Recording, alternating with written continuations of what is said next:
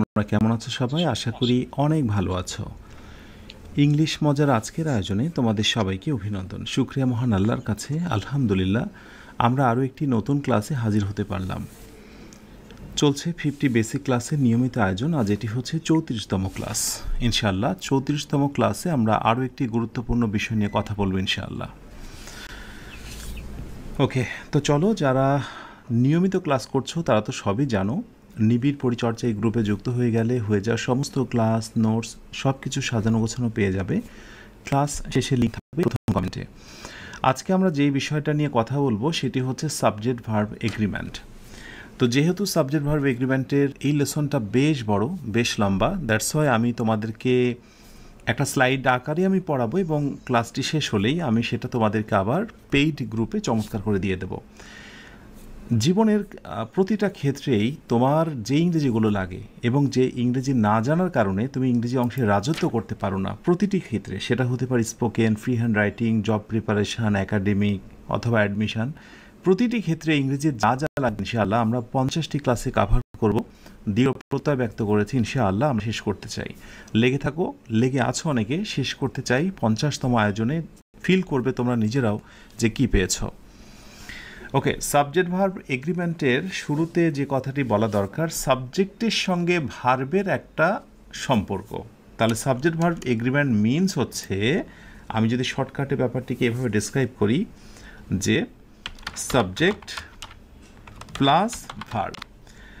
এই সাবজেক্টের পরে যে ভার্বের প্রসঙ্গটা আসে সেটি হচ্ছে যে সাবজেক্টের পরে আমরা যে ভার্বটা নেব সেই ভার্বটা কি সিঙ্গুলার হবে নাকি প্লুরাল হবে। সাবজেক্টের পরে ভার্বটা কি সিঙ্গুলার হবে নাকি প্লুরাল হবে, এটা নির্ণয় করতে পারাটাই হচ্ছে সাবজেক্ট ভার্ব এগ্রিমেন্ট। প্রতিযোগিতামূলক পরীক্ষাতে প্রচুর পরিমাণে প্রশ্ন এখান থেকে আসে। সো আমি একটা ছোট্ট টেস্ট দিয়ে তোমাদের ভিতরে কী ধরনের কনফিউশনটা ক্রিয়েট হয় বা কী টাইপের প্রশ্নগুলো নিয়ে আমরা কথা বলতে চলেছি সেগুলো নিয়ে একটু আলোচনা করা যেতে পারে। টেস্ট ফার্স্টে দিই, all filling in the gap CORR is the correct. So এখন প্রশ্ন হচ্ছে এই আনসারটাই কি আমি ইজ নেব নাকি আর নেব। ঝটপট করে রাইট আনসারটা দ্রুত দিয়ে দাও।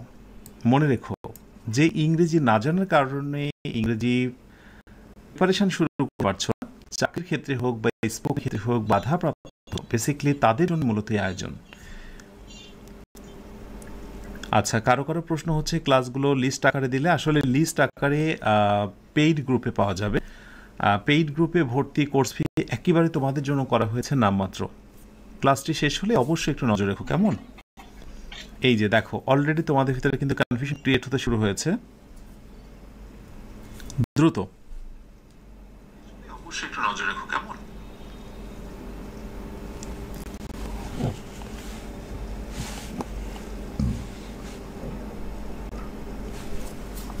ওকে, সো কিছু সংখ্যক দিচ্ছ আর কিছু সংখ্যক দিচ্ছ ইজ, রাইট আনসারটা নিয়ে নাও। তো আমরা যদি এই বাক্যটাকে একটু এলাবোরেটলি আর একটু বড়োভাবে লিখি, আমরা যদি বলি যে অল দ্য ইনফরমেশন, ধরো বললাম অল দ্য ইনফরমেশন, এরপরে ফিলিং ইন দ্য গ্যাপ দিলাম এবং এরপরে কারেক্ট দিলাম, কেমন? আবার ধরো আমি আরেকটি বাক্য দিলাম যে all the answers, all the answers, এরপরে দিলাম হচ্ছে ফিলিং ইন দ্য গ্যাপ, তারপর হচ্ছে কারেক্ট। তাহলে আমার মনে হয় যে এই আনসারটা তোমরা খুবই ইজিলি এবং স্বতঃস্ফূর্তভাবে আনসারটা দিতে পারবে। যে ইনফরমেশন যেটা গণনা করা যায় না, আনকাউন্টেবল নাউন, এসব ক্ষেত্রগুলোতে বেসিক্যালি ইজ দিতে হয়। So all the information is correct, so আমি এখানে কারেক্ট ইজ দিতে পারি। প্রক্ষান্তরে আমি যদি বলি অল দ্য আনসার্স, আনসার শব্দটি কাউন্টেবল যার সঙ্গে প্লুরাল হয়েছে, তার মানে এটি হচ্ছে কাউন্টেবল প্লুরাল, অতএব এই জায়গাটা আমরা আর দিতে পারি। সো কিছু কিছু জায়গায় তুমি কিছু সাবজেক্ট দেখে ধারণাই করতে পারবে না যে ভার্বটা কি আসলে সিঙ্গুলার হবে নাকি প্লুরাল হবে। সো এখানে বোথ আর কারেক্ট, সো এখানে হবে বোথ আর কারেক্ট। এই যে বোথের পরে আমি আবার আর বসালাম, এটারও একটা বিশেষ নিয়ম রয়েছে। তাহলে যে পন্থা বা যে পদ্ধতিতে আজকে আমরা সাবজেক্টের সঙ্গে সিঙ্গুলার ভার্ব এবং প্লুরাল ভার্বের সম্পর্ক নিরূপণ করব, তার নামই হচ্ছে সাবজেক্ট ভার্ব এগ্রিমেন্ট। ইনশাআল্লাহ এই ক্লাসটার মধ্য দিয়ে আমরা সাবজেক্ট ভার্ব এগ্রিমেন্টের চুলচেরা বিশ্লেষণ করব, কোনো কিছুই বাকি রাখবো না, কেমন? সো প্রথম থেকে অবশ্যই মনোযোগের সঙ্গে ক্লাসগুলো করতে হবে। ক্লিয়ার? আচ্ছা, সো আমি এক এক করে রুল দিয়েছি, এবার রুলগুলো আমরা একটু হাইলাইট করি। আর সবাইকে নোটস করতে হবে না, যারা পেইড ব্যাচে ভর্তি আছো সেখানে চমৎকারভাবে ক্লাসটি শেষ হলে আমি নোটটা দিয়ে দেবো, কেমন? আচ্ছা, তাহলে প্রথম নাম্বার যে রুলটি বলা হচ্ছে যে সিঙ্গুলার অ্যান্ড প্লুরাল সাবজেক্ট, যেটা অলরেডি আমি বলেছি যে the teacher teachers English, teacher সঙ্গে এস হয়েছে মানে এটি হচ্ছে সিঙ্গুলার, আর টিচার সঙ্গে এস হয়নি তার মানে এটি হচ্ছে প্লুরাল। তো সিঙ্গুলার এবং প্লুরাল ভার্ব বোঝার জন্য খুবই গুরুত্বপূর্ণ দুইটা নোট লিখে নাও। আমার মনে হয় অনেক শিক্ষার্থীর বেসিক্যালি এই বিষয় নিয়ে একটা গোলকধাঁধা রয়েই যায় ভিতরে। গোলকধাঁধাটা কি? গোলকধাঁধাটা হচ্ছে যে সিঙ্গুলার ভার্ব এবং প্লুরাল ভার্ব চিনতে পারো না, সেক্ষেত্রে হি এর পর আমরা যে ভার্বটা বসাতে পারি বা বসাবো সেই ভার্বের নাম হচ্ছে সিঙ্গুলার, এটা যেন মনে থাকে তোমাদের। অর্থাৎ হি এর পরে যে যে ভার্বগুলো বসতে পারে তাদেরকে বলা হয় singular. On the other hand they এর পর যে যে ভার্বগুলো বসবে তারা হচ্ছে প্লুরাল, তারা হচ্ছে প্লুরাল। মনে থাকবে? এই সিঙ্গুলার এবং প্লুরাল নির্ণয় করতে পারাটা নিয়ে অনেকের হাসি পেতে পারে যে স্যার এত সহজ বিষয় নিয়ে বলছেন। আসলে যেহেতু এটি হচ্ছে বেসিক ক্লাস, সো আমি অবশ্যই বেসিক বিষয়গুলো ধরে ধরে শেখাবো। তাহলে ইংরেজিতে যতগুলো ভার্ব আছে, ধরো আমি যদি বলি এম ইজ আর, তাহলে হিয়ের পরে কি বসে? ইজ বসে। এরপরে যদি আমি বলি হ্যাভ হ্যাজ, তাহলে কোনটা বসবে? হিয়ের পরে হ্যাজ বসবে। তারপরে যদি আমি বলি যে ওইদিকে যে আমি যদি বলি ডু ডাজ, তাহলে হিয়ের পরে কি বসে? ডাজ বসে, রাইট? ঠিক একইভাবে যদি আমি বলি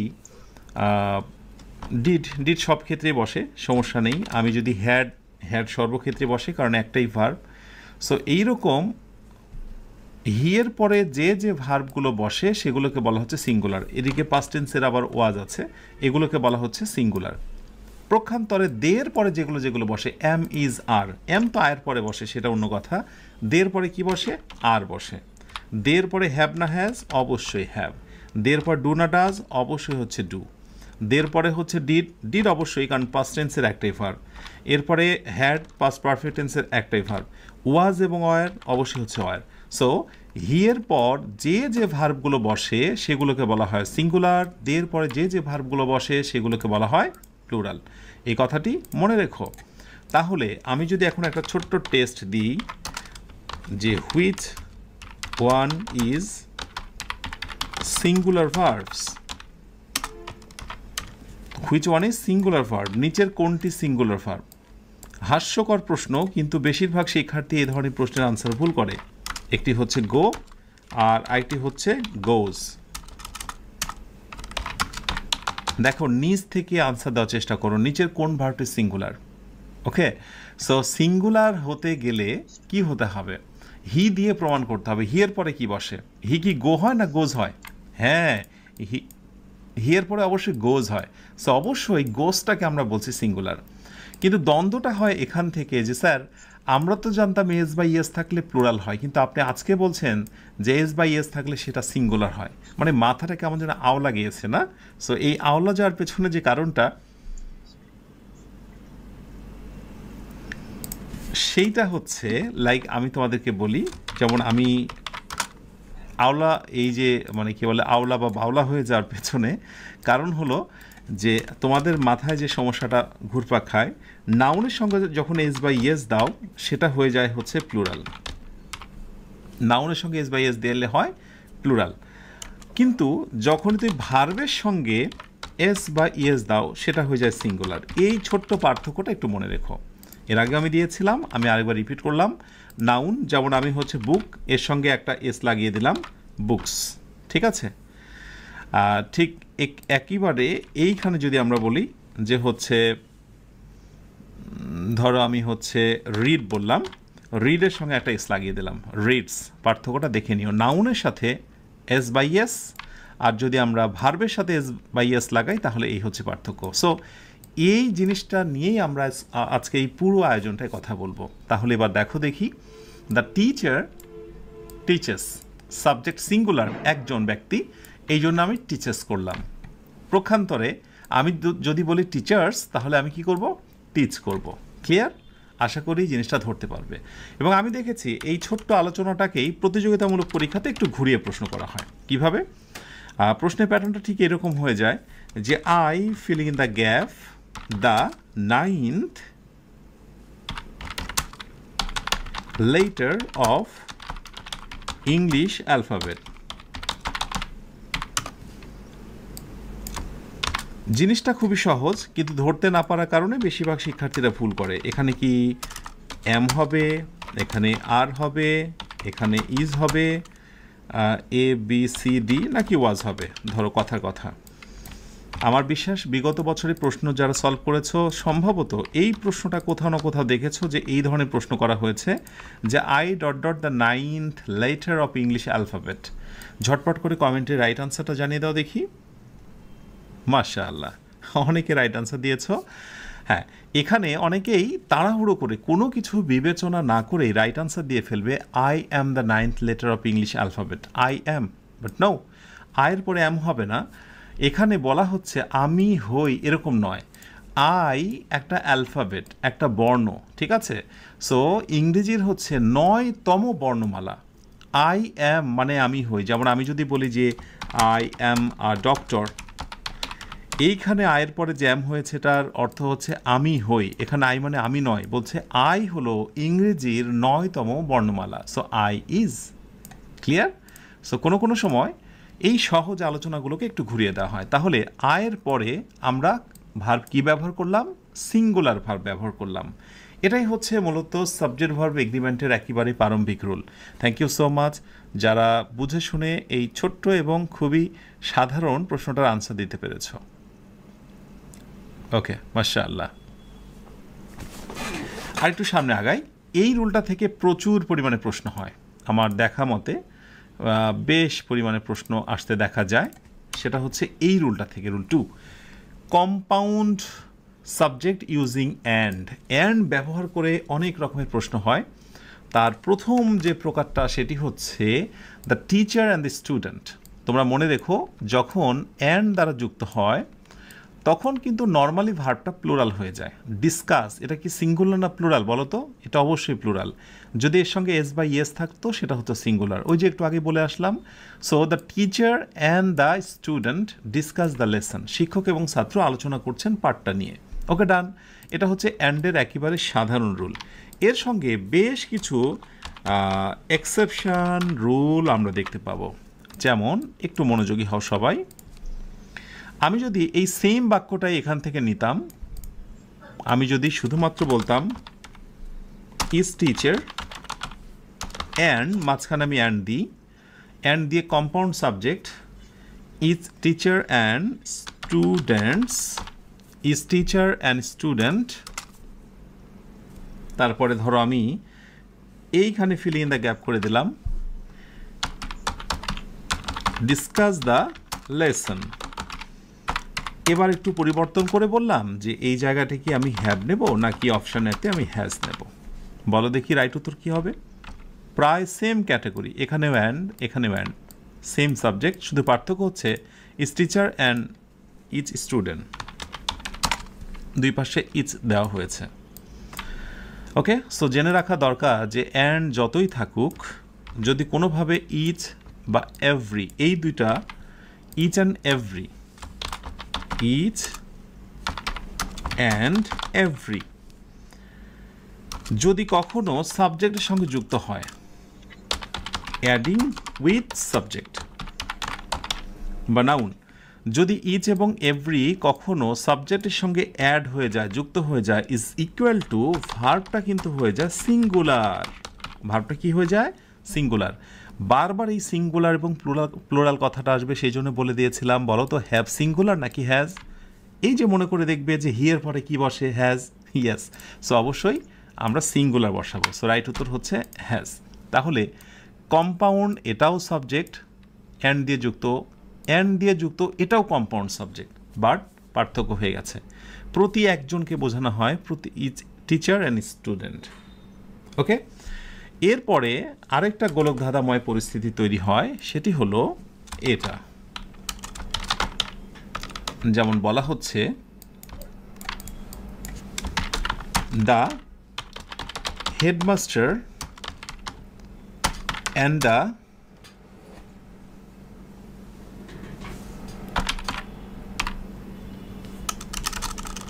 the headmaster and advisor, okay, dot dot,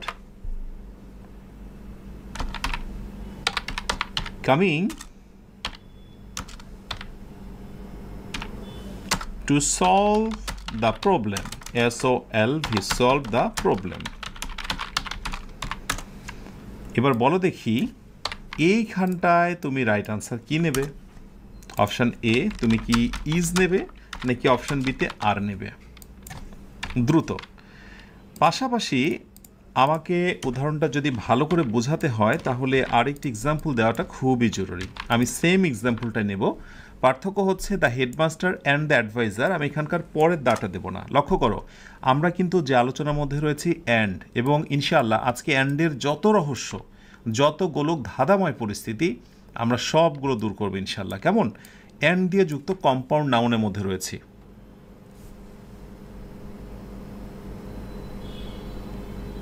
দ্রুত। দ্য হেডমাস্টার অ্যান্ড অ্যাডভাইজার, প্রশ্ন হতে পারে ক্লাসটি কাদের জন্য? ক্লাসটি সবার জন্য। যারা ইংরেজি না জানার কারণে ইংরেজির আরেকটি কোর্স শুরু করতে পারো না, সেটা হতে পারে admission, spoken, free hand writing, আরও অনেক কিছু। কাদের জন্য? সবার জন্যই। কোর্সটা একেবারেই বেসিক টু অ্যাডভান্স, সকলের জন্যই। এই কোর্সটিকে বলা হচ্ছে ফাউন্ডেশন কোর্স। ফাউন্ডেশন এই কোর্সটি শেষ করার পর তুমি যে কোনো কোর্সে ভালো পারফর্ম করতে পারবে ইনশাআল্লাহ। তাহলে এখানে হেডমাস্টার এবং অ্যাডভাইজার, উপদেষ্টা, প্রধান শিক্ষক এবং উপদেষ্টা আসছেন সমস্যাটি সমাধান করতে। আলাদা দুইজন ব্যক্তি, আর এ কারণেই আমরা এখানে আর নেব। আলাদা দুইজন ব্যক্তি, সে কারণে কি নেব? আর নেব। আলাদা দুইজন ব্যক্তি, তার প্রমাণ হয়েছে আর্টিকেল দা হচ্ছে কয়টা? দুইটা। প্রক্ষান্তরে আমরা যদি এখানে আর্টিকেলের দিকে খেয়াল করি তাহলে আর্টিকেলের সংখ্যা একটা, অর্থাৎ দ্য হেডমাস্টার অ্যান্ড অ্যাডভাইজার, অর্থাৎ যিনি প্রধান শিক্ষক তিনি উপদেষ্টা, অর্থাৎ ব্যক্তি একজন, ওই ব্যক্তিটাই coming to solve the problem, সমস্যাটি সমাধান করতে আসছেন। তাহলে মজার ব্যাপার না? একটা আর্টিকেল দা বলে দেয় যে ব্যক্তি কি একজন নাকি দুইজন। যখন নাউনের পূর্বে দুইটা নাউন এবং তার পূর্বে আর্টিকেল দা হচ্ছে দুইটা, দ্যাট মিনস ভার্ব হয়ে যাবে প্লুরাল, ব্যক্তি দুইজন। কিন্তু আর্টিকেল যদি একটা হয়ে যায় দ্যাট মিনস ভার্ব হচ্ছে সিঙ্গুলার। আসলে এখন হয়তো এত রুল বুঝে তোমাকে পড়তে হচ্ছে, বাট একটা সময় এগুলো আর রুল বোঝা লাগবে না, তুমি অটোমেটিক্যালি ধরতে পারবে। সো আমি একটা ছোট্ট নোট দিয়ে দেবো, সেটা হচ্ছে যে দা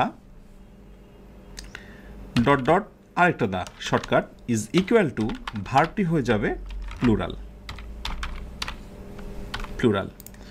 অন দ্য আদার হ্যান্ড, যদি দা হয় একটা, দা প্লাস নাউন, হ্যাঁ, অর্থাৎ নাউন হচ্ছে দুইটা কিন্তু দায়ের সংখ্যা একটা, এই ডট ডট আমি দিতে পারি, অর্থাৎ দায়ের সংখ্যা হচ্ছে একটি, ইজ ইকুয়াল টু, এক্ষেত্রে ভার্ব হচ্ছে সিঙ্গুলার।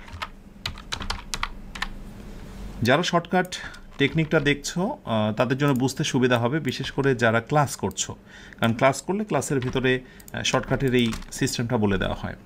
সো এটাকেও আমি একটা নোট বলবো তোমাদের জন্য, ওকে, অ্যান্ড ডেফিনেটলি এটাও হচ্ছে আরেকটা নোট, এই একটা নোট, এই একটা নোট। সো দায়ের মোটামুটি 3-4টা ফ্যাক্ট গেল এখানে। এবার নেক্সটে আমরা আরেকটু সামনে আগাই, দা নিয়ে দেখি আরেকটু কিছু ইনফরমেশন দেওয়া যায় কিনা। যেমন ধরো এই তথ্যটা দেওয়া হচ্ছে, bread and butter, filling the gap, necessary for everyone, bread and butter is necessary for everyone, নাকি আর নেসেসারি? সো আমি কি এখানে অপশানেতে ইজ নেব নাকি অপশান বিতে আমি আর নেব?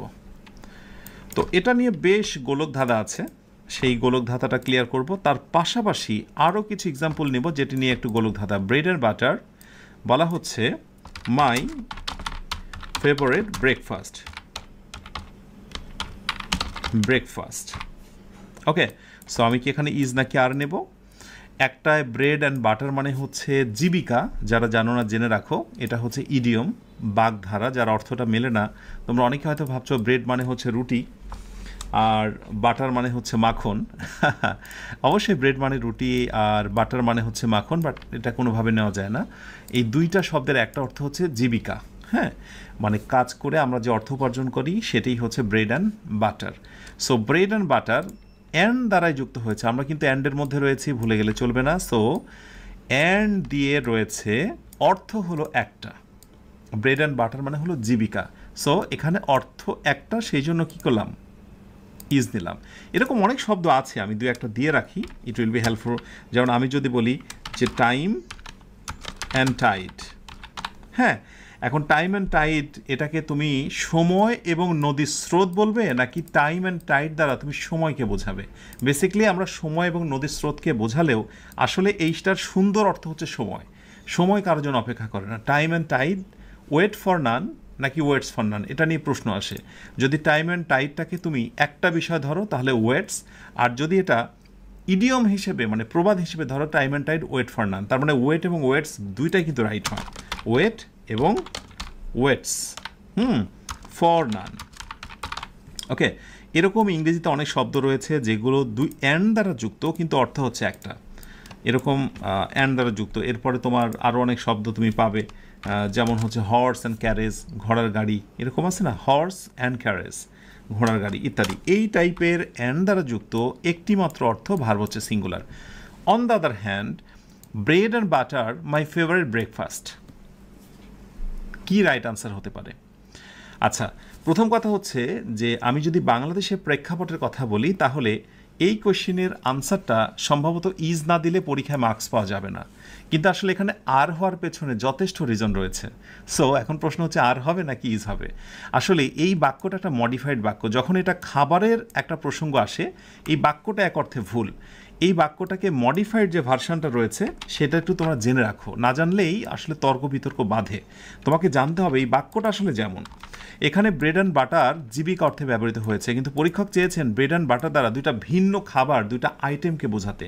আসলে উনি বোঝাতে চেয়েছিলেন bread and butter my favourite breakfast, কি বলতো, আইটেমস, ITAMS, আইটেমস। ওকে, তো নর্মালি তুমি যদি আইটেমসের কথা বলো তাহলে অবশ্যই ব্রেড অ্যান্ড বাটার এই দুইটা আলাদা খাদ্য, তো আলাদা খাদ্য হলে নর্মালি কি হবে, আর হবে। তো সুতরাং কোনো একটা জিনিস অসম্পূর্ণ বা ভুল জিনিসের ব্যাখ্যা দিতে গেলে ভুল হবে। মূল বাক্য হচ্ছে এটা, bread and butter are my favourite breakfast items, তাহলে সেখানে আর দেওয়াটাই বেস্ট, এবং সুতরাং এখানে তোমাকে আরই দিতে হবে। ওকে, সো এই হচ্ছে ব্রেড অ্যান্ড বাটার এবং অ্যান্ড নিয়ে যত গোলক ধাঁধা। আমার বিশ্বাস আসন্ন যে কোনো পরীক্ষায় অ্যান্ড দিয়ে নাউন নিয়ে যত কনফিউশন, এর বাইরে কোনো কিছুই আসবে না। ওকে, ব্যাস এই হচ্ছে গেল। এরপরে নাম্বার 3-তে আসো, indefinite pronounce, very very important একটি লেসন।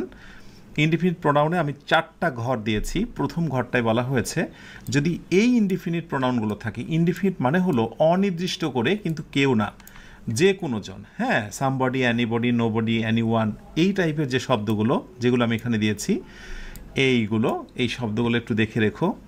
এগুলোর পর সিঙ্গুলার ইনডিফিনিট প্রোনাউন হলো এগুলো যেগুলো দেখছো এই বক্সের ভেতরে, এগুলোর পরে ভার্ব হবে সিঙ্গুলার, মনে রেখো।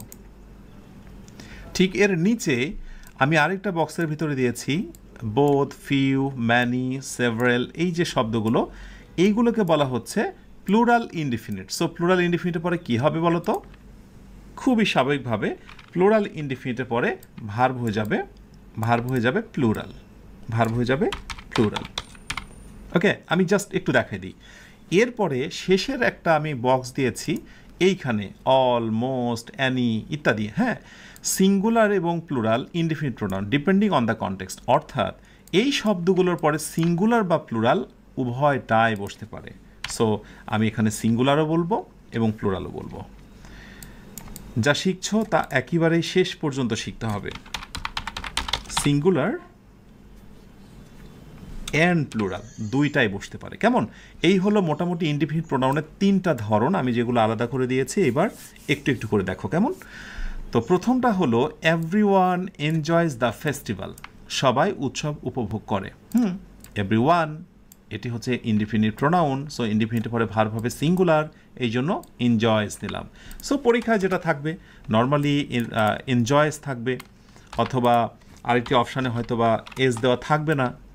ওকে, এই হচ্ছে question. Okay, each of the students, এই যে ইচ রয়েছে, ইচ মানে হলো প্রত্যেকেই, ইচ অফ দ্য প্রত্যেক, সো ভার্ব কি হয়েছে সিঙ্গুলার। তো পরীক্ষা কি থাকবে, হয়তো বা হ্যাভ থাকবে অথবা হ্যাজ থাকবে। আমি জানি ইচের পরে ভার্ব কি হবে সিঙ্গুলার, আমি জানি হ্যাজ হচ্ছে সিঙ্গুলার। কেন বলো তো? কারণ ওই যে হি এর পরে হ্যাজ বসে, মনে আছে তো? মনে রেখো, ইংরেজি তুমি পারো না, এর পেছনে কারণ হলো প্রথম দিকের কিছু বেসিক বিষয় তুমি বোঝো না। ওকে, সো সেইগুলো ধারাবাহিকভাবে শিখতে শিখতে তুমি আজকের ক্লাসে এসো। তার মানে আগের যে ক্লাসগুলো হয়ে গেছে সেগুলো না করে কখনো ধুম করে একটা ক্লাসে প্রবেশ করো না। এটা অনেকটা আমি বারবার বলেছি, 3 ঘন্টা সিনেমায় লাইক 10 ঘন্টা দেখার মতো, সরি 3 ঘন্টা সিনেমা 10 মিনিট দেখার মতো। 10 মিনিট দেখলেই তো তুমি অনেক কিছুই ধরতে পারবে না, কেমন? তাহলে এইটা হলো সাধারণ কথা। তো এখান থেকে আমার একটা সাধারণ প্রশ্ন জিজ্ঞাসা রয়েছে তোমাদের, এবং আই হোপ যে তোমাদের অনেকে জিজ্ঞাসা, এভরিওয়ান এনজয়েজ দ্য ফেস্টিভ্যাল। তো একসময় আমি যখন শেখাবো বা দেখাবো সেখানে দেখতে পাবে যে এই যে কোয়েশ্চেনটায় ট্যাগ কোয়েশ্চেনের রাইট উত্তরটা কী হবে, একটু ভালো করে খেয়াল করো। সো আমি বলি everyone enjoys the festival, so right উত্তর কি হচ্ছে don't they. Option B doesn't they. Option C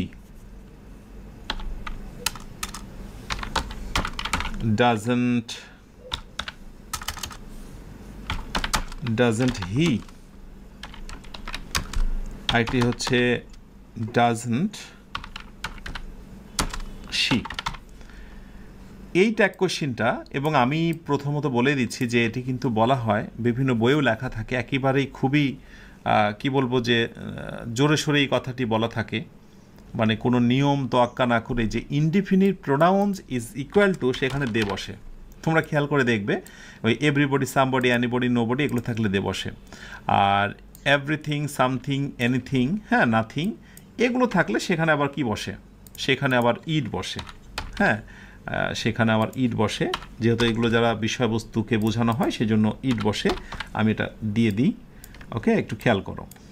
তাহলে নর্মালি নিচের এই লাইনটা ব্যতীত অন্যান্য যেগুলো রয়েছে, এনিথিং, এটাও ইট ধরো, অন্যান্য যেগুলো রয়েছে সবগুলোর জন্য কিন্তু দে বসাতে বলা হয়। বাট হোয়াই, কেন আমরা দে বসাই, এটা একটু আমরা আজকে অন্বেষণ করব। এভরিবডি এনজয়েস, তোমরা কে কি আনসার লিখছো একটু দেখি আমি। আচ্ছা, ওকে, কমেন্টে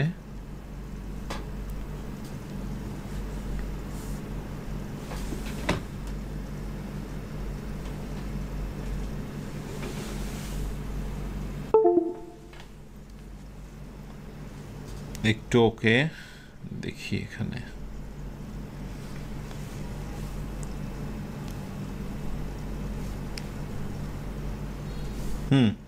দ্রুত ট্রাই করো।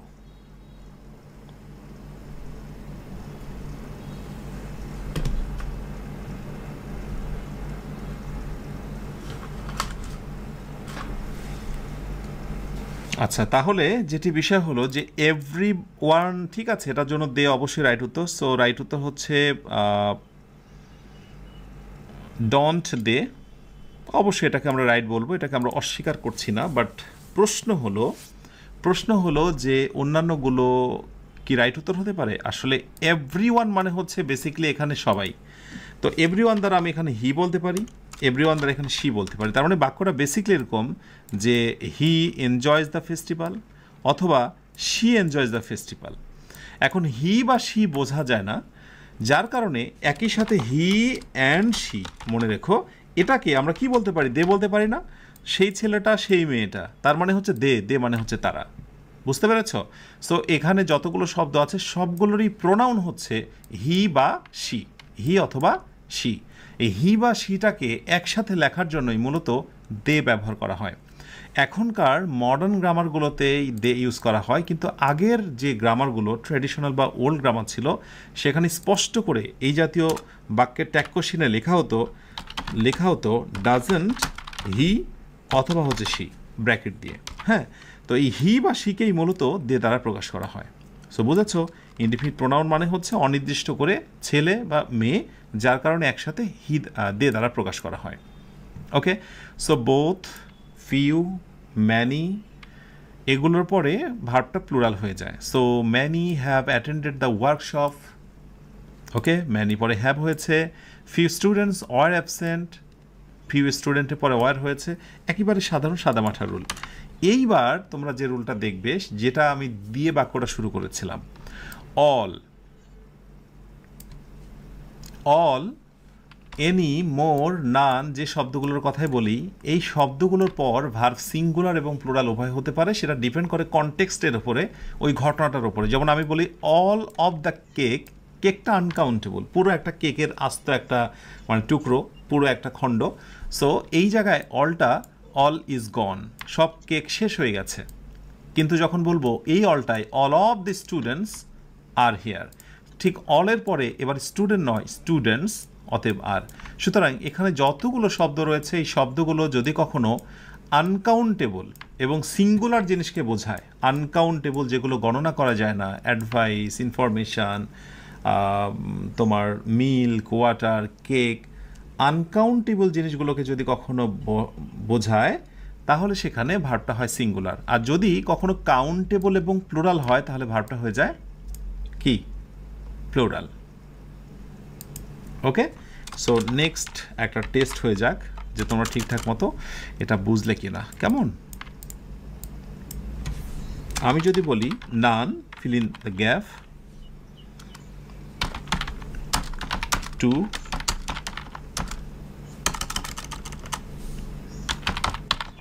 solve the problem,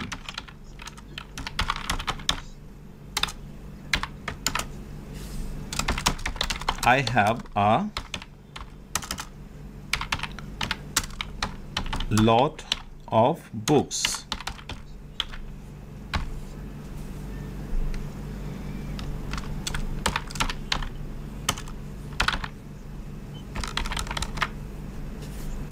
Mine. So এখানে আমি অপশানে বললাম ইজ, অপশান বিতে বললাম হচ্ছে আর, সেম অপশান দুইটা এখানে রাখলাম।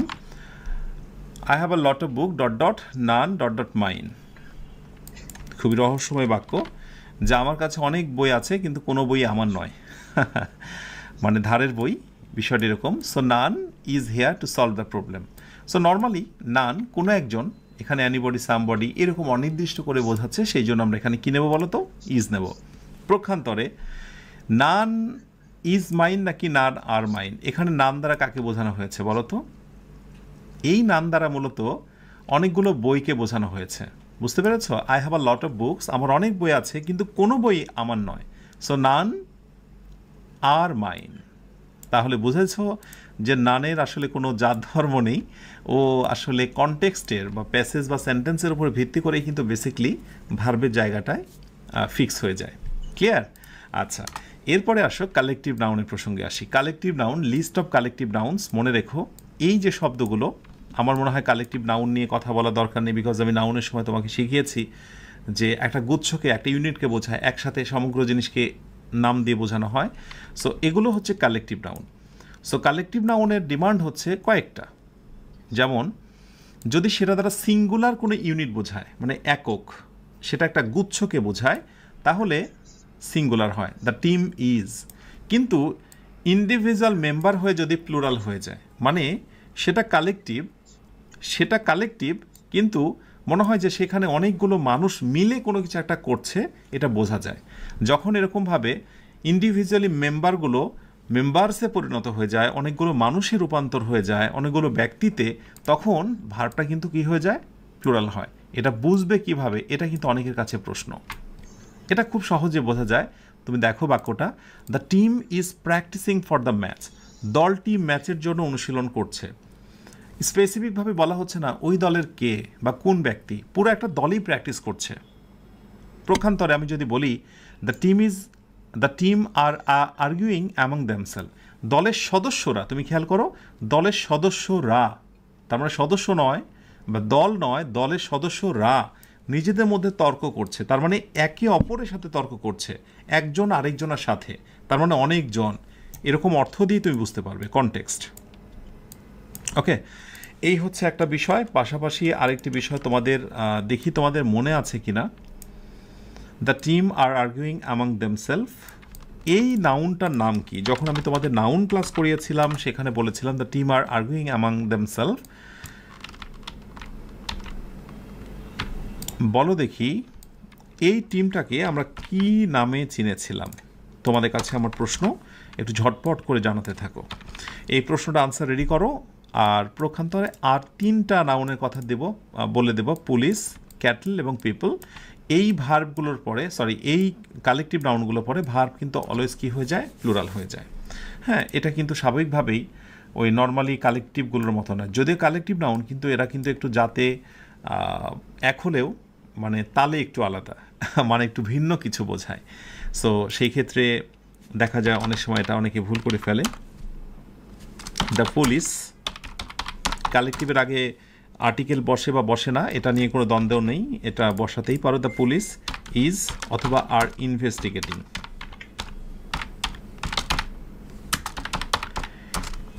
দ্য কেস, সো এখানে কি তুমি ইজ নেবে নাকি আর নেবে? মাশাআল্লাহ, ইয়াস, অনেকেই দিচ্ছ গণহারে ভুল।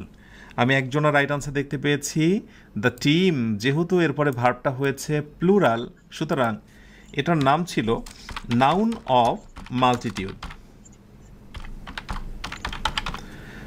নাউন অফ মাল্টিটিউড, হ্যাঁ, বহু গুণ সম্পন্ন বা বহু মানুষের ব্যবহার রয়েছে এমন জিনিসগুলোকে নাউন অফ মাল্টিটিউড বলা হয়। প্রক্ষান্তরে আমরা যদি একক অর্থে সিঙ্গেল ইউনিট বোঝাতাম, অর্থাৎ যদি কালেকটিভের পরে ইজ হয়ে যায়, তাহলে কিন্তু সেটা কি হয়ে যায় বলো তো? তাহলে সেটা কিন্তু সিঙ্গুলার মানে কমন নাউন, কালেকটিভ হয়ে যায়। কিন্তু যখনই কালেকটিভের পরে ভার্বটা প্লুরাল হয়, সেই কালেকটিভের নাম হয়ে যায় নাউন অফ মাল্টিটিউড। আচ্ছা, এবার আসো police, cattle, people. So police, cattle গবাদি পশু, গবাদি যে গরুর বাছুর সমূহ, আর পিপল মানে তো জানোই মানুষজন। সো পুলিশের পরে আমরা এখানে কি করব বলো তো? ভার্বটা প্লুরাল করব, আর। ওকে, তো এখন কথা হচ্ছে যে এখানেও কালেকটিভের পরে ভার্ব প্লুরাল, আবার এখানেও কালেকটিভের পরে ভার্ব হচ্ছে প্লুরাল। এখানে কালেকটিভের পরে ভার্ব প্লুরাল হয়েছিল, সেই জন্য এই কালেকটিভ নাউনটির নাম দেওয়া হয়েছিল নাউন অফ মাল্টিটিউড। কিন্তু আমার প্রশ্ন হচ্ছে, এই বাক্যে পুলিশটাকে আমি কি বলতে পারি? অপশান এ হয়ে যাক অগ্নি পরীক্ষা। কারা কারা পারছো দেখবো আমি। So is it collective noun or noun of multitude?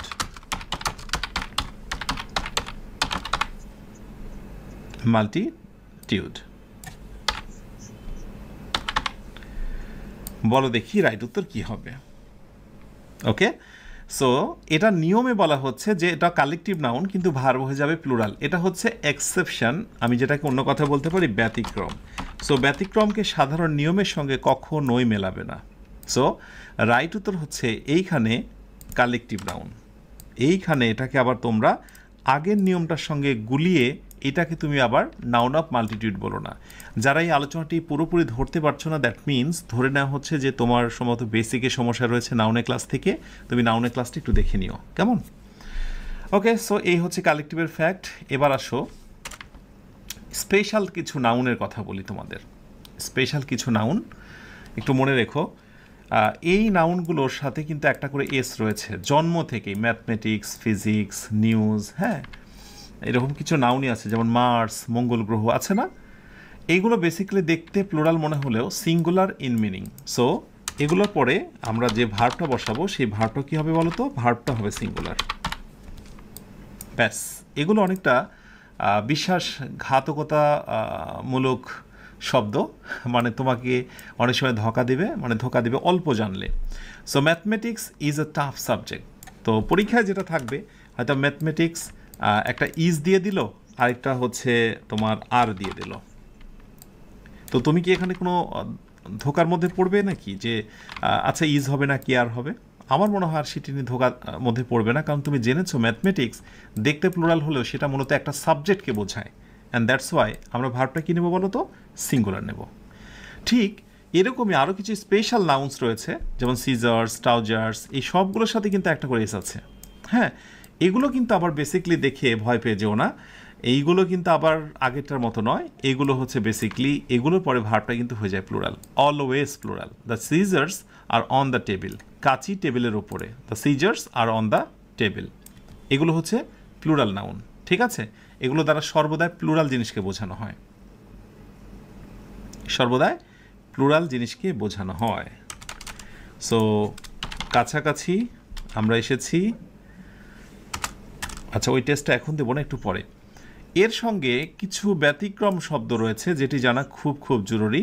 6 number, special nouns, foreign plural, যেগুলো নর্মাল সিঙ্গুলার থেকে প্লুরাল, যেমন বুক থেকে বুকস, ডগ থেকে ডগস, কাউ থেকে কাউজ, ম্যাঙ্গো থেকে ম্যাঙ্গোস, এই জাতীয় শব্দগুলো সিঙ্গুলার এবং প্লুরাল আমরা জানি, কিন্তু বেশ কিছু স্ট্যান্ডার্ড নাউন রয়েছে যেগুলোকে ফরেন নাউন বা সিঙ্গুলার প্লুরাল বলা হয়। এগুলো মুখস্থ রাখা খুব জরুরি, এবং অনেক সময় অনেকেই গুলিয়ে ফেলে যে কোনটা সিঙ্গুলার কোনটা প্লুরাল। যেমন ডাটাম, এটা সিঙ্গুলার, এটা প্লুরাল হচ্ছে ডেটা। সো ডেটার শব্দটা কিন্তু নর্মালি আমরা ব্যবহার করি, এটা আমরাই ধরে নিয়েছি এটাই সিঙ্গুলার, কিন্তু দেখো এটাই হচ্ছে প্লুরাল। ক্যাকটাস, এটা সিঙ্গুলার, প্লুরাল হচ্ছে ক্যাকটি। তো এইভাবে শব্দগুলো দেখে নিও, আর এগুলো না জানলে বড় সমস্যা হয়। যেমন দ্য ডেটা, ডেটা এটা কিন্তু প্লুরাল এই পাশে, সো এখানে আর বিং অ্যানালাইজড। কিন্তু যদি কোনোভাবে বলা হতো ডেটাম, জাস্ট ডেটার জায়গাতে ডেটাম, তাহলে এখানে আর না হয়ে কী হয়ে যেত বলো তো, ইজ হয়ে যেত। ডেটা সিঙ্গুলার, সো ভার্ব হচ্ছে সিঙ্গুলার। ঠিক আছে, এই টাইপের কিছু ব্যাপার রয়ে যায়। তো সর্বদাই এগুলো আবার কমন থাকে না, এই একটা বিষয় যে ধুম করে দেখা যাচ্ছে যে আননোন টাইপের কিছু শব্দ দিয়ে দেয়। যেমন আমি একটা টেস্ট দিই তোমাদের, দেখি ঠিকঠাক মতো তোমরা পারছো কি না। যেমন আমি তোমাদের দেব হচ্ছে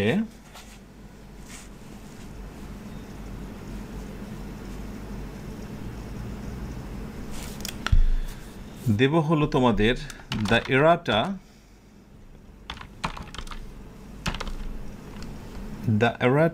ডট ডট লিস্টেড। এখন এটার সবচেয়ে বড় জ্বালা হয় যে শব্দটা দেয় সেটার বাংলাই বোঝো না, এটাই অনেকে বোঝে না, সেটি বড় সমস্যা হয়ে যায়। ইজ হবে নাকি আর হবে? The errata dot dot listed, the errata is নাকি আর লিস্টেড, এইটার জন্য তোমাকে ফিরে যেতে হবে এই শব্দটায়। সো একটু দেখো, এখানে এরাটাম মানে হচ্ছে ত্রুটি, কোনো ভুল, আর এরাটা হচ্ছে ত্রুটিগুলো বা ভুলগুলো। তার মানে এরাটাম হচ্ছে সিঙ্গুলার আর এরাটা হচ্ছে প্লুরাল। তার মানে এরাটা অর্থাৎ ভুলগুলো লিস্ট করা হয়েছে বা সেগুলো লিপিবদ্ধ। তাহলে যেহেতু এটাকে আমি প্লুরাল হিসেবে জেনেছি, অতএব ভার্বটা কী হবে? প্লুরাল। আর প্লুরাল মানে কোনটা বলো তো? হ্যাঁ, এই হচ্ছে আর। তার মানে এই শব্দগুলো মোটামুটি মুখস্থ রাখা জরুরি। সেক্ষেত্রে আমি তোমাদের যে শব্দগুলো দিয়েছি, আলহামদুলিল্লাহ এগুলো দেখে রেখো, এটাই যথেষ্ট হবে। এর বাইরে এমন কিছু না জানলেও চলবে। আর 7 নাম্বারটা, বিশেষ করে 7 নাম্বার রুল কিন্তু আমি অলরেডি তোমাদের শিখিয়েছি, একটু দেখো তোমরা 7 নাম্বারটা। সাবজেক্ট উইথ কোয়ান্টিফায়ার ইচ এবং এভরি, যখনই কোনো নাউনের সাথে যুক্ত হবে ইচ অ্যান্ড এভরি, মনে থাকবে ইচ অ্যান্ড এভরি কোনো সাবজেক্টের সঙ্গে যুক্ত হলেই ভার্বটা হয়ে যাবে সিঙ্গুলার। এর আগেও বলেছিলাম ওই যে each teacher and each student, every teacher every student. Each এবং এভরির মধ্যে ছোট্ট একটা পার্থক্য আছে, আমার ক্লাসেই সেটি দেওয়া আছে, ইউটিউব চ্যানেল থেকে দেখে নিও। শুধু এখানে জেনে রাখো ইচ অ্যান্ড এভরি এটিকে বলা হচ্ছে ডিটারমিনার, আর তার ভিতরে ডিটারমিনারের একটি অংশ হচ্ছে কোয়ান্টিফায়ার। তো বেসিকলি ইচ অ্যান্ড এভরি নাউনে পূর্বে বসলে ভার্বটা হয়ে যাবে singular. Okay, many student participates, many students participate. কিন্তু যদি আমরা কখনো ম্যানি ব্যবহার করি, নাউনটা হয়ে যাবে প্লুরাল, ভার্বটাও হয়ে যাবে প্লুরাল, এটা কিন্তু প্লুরাল। কিন্তু এখানে একটা রুল দিয়ে প্রচুর হরহামেশায় প্রশ্ন আসতে দেখা যায়, সেটি হচ্ছে ম্যানির পর যদি কখনো একটা এ বসে যায়, ম্যানির পর যদি কোথাও কি বসে যায়, একটা এ বসে যায়। সো ম্যানির পর যদি কোথাও এ বসে যায়, dot dot is equal to ভার্বটা কিন্তু হয়ে যায় সিঙ্গুলার। পার্থক্যটা দেখো, সিঙ্গুলার। যেমন আমি যদি বলি যে ম্যানি পোয়েটস ওয়ার প্রেজেন্ট দেয়ার, অনেক কবিরাই সেখানে উপস্থিত ছিলেন। এই বাক্যটায় যদি আমি ম্যানি এ দিই তাহলে ছোট্ট একটা ভুল হয়েছে, মনে রাখতে হবে ম্যানি থাকলে পরের নাউনটা হয়ে যাবে প্লুরাল, অতএব ঠিক আছে। কিন্তু ম্যানির পর যদি কখনো এ নিই আমি, তাহলে পরের নাউনটা হয়ে যাবে সিঙ্গুলার। এই রুলটা মনে রেখো। এবং এখানে ভার্বটা হয়েছে প্লুরাল, ইটস ওকে, কিন্তু পরেরটায় আর অয়ার হবে না। ঠিক এই জায়গাগুলোতেই টেস্ট দিবে, যেখানে কি ওয়াজ হবে নাকি এখানে অয়ার হবে। তাহলে বলো দেখি। ইয়েস, রাইট উত্তর হচ্ছে অয়ার। রাইট উত্তর হচ্ছে যদি কোথাও ম্যানির পরে এ বসে ভার্বটা হয়ে যায় সিঙ্গুলার। সো ম্যানির পর যদি কখনো এ বসে ভার্বটা হয়ে যায় সিঙ্গুলার। বাট এই বাক্যটা প্রশ্নে মানে বাংলা জানাটা খুব জরুরি। ম্যানি পোয়েটস, অনেক কবিরা সেখানে উপস্থিত ছিল, কিন্তু কতই না কবি সেখানে উপস্থিত ছিল। ম্যানির পরে যখন এ ব্যবহার করা হয়, এটা মূলত লিটারেচারে সাহিত্যে ব্যবহার করা হয়। সো এটি অনেকটা পোয়েটিক, হ্যাঁ, কাব্যিক। এটি পোয়েটিক সেন্সে ম্যানির পরে এ ব্যবহার করা হয়। ম্যানি পোয়েটস, অনেকগুলো কবি, আর ম্যানি আ পোয়েট, কতই না কবি। ম্যানি ফ্লাওয়ার্স, অনেক ফুল। ম্যানি আ ফ্লাওয়ার, কতই না ফুল। ঠিক আছে, এই কতই না অর্থে আমরা ম্যানি এ ব্যবহার করি। ব্যাস, এই হলো মোটামুটি সাবজেক্ট ভার্ব এগ্রিমেন্টের 7টা রুলস। আমি এর বাহিরে যেগুলো রুলস রয়েছে, কারণ এটা 2 দিনে শেষ করতে হবে, খুব ইম্পর্টেন্ট একটা টপিক। এমন কোনো পরীক্ষা নেই প্রতিযোগিতামূলক পরীক্ষা থেকে একাডেমিক লেভেলের অথবা ফ্রি হ্যান্ড রাইটিং যেখানে লিখতে যাও, ভার্ব ব্যতীত তো তুমি কিছু লিখতে পারবে না। Verb is called the heartbeat of a sentence. একটা সেন্টেন্সের হার্টবিটই তো হচ্ছে ভার্ব। তো এই ভার্ব কারেকশান বা সাবজেক্ট ভার্ব এগ্রিমেন্ট তেমনই গুরুত্বপূর্ণ একটি বিষয়। দ্যাটস ওয়াই আমি একদিনে নয়, এটা 2 দিনে শেষ করব ইনশাআল্লাহ। এরপরে চলে যাব আমরা রাইট ফর্ম অফ ভার্বস। ওকে, তো এই হচ্ছে আজকের আয়োজন। শেষ করছি আজকের আয়োজনটি। জাস্ট এটি জানিয়ে রাখি যে তুমি হয়তোবা হঠাৎ করে আজকের এই 34তম ক্লাসে হাজির হয়েছ। আহ্বান থাকবে, তুমি শুরু থেকে শুরু করো, 50টি ক্লাস করার দৃঢ় প্রত্যয় ব্যক্ত করো ইনশাআল্লাহ। সবশেষে তুমি যা কিছু পাবে। এরপর ইংরেজির আর কোনো কোর্স শুরু করতে যে এমন মনে হবে না যেটা আমি ধরতে পারছি না অথবা বুঝতে পারছি না। তাহলে আজ এ পর্যন্ত। ইনশাআল্লাহ পরবর্তী লেসনে অর্থাৎ 35 ইনশাআল্লাহ তোমাদের সঙ্গে সাবজেক্ট ভার্ব এগ্রিমেন্টের পরবর্তী পার্ট নিয়ে হাজির হব। তোমরা সবাই অনেক ভালো থেকো, যে ভালো শেষ নেই। সুখে থেকো, যে সুখে সীমানা নেই।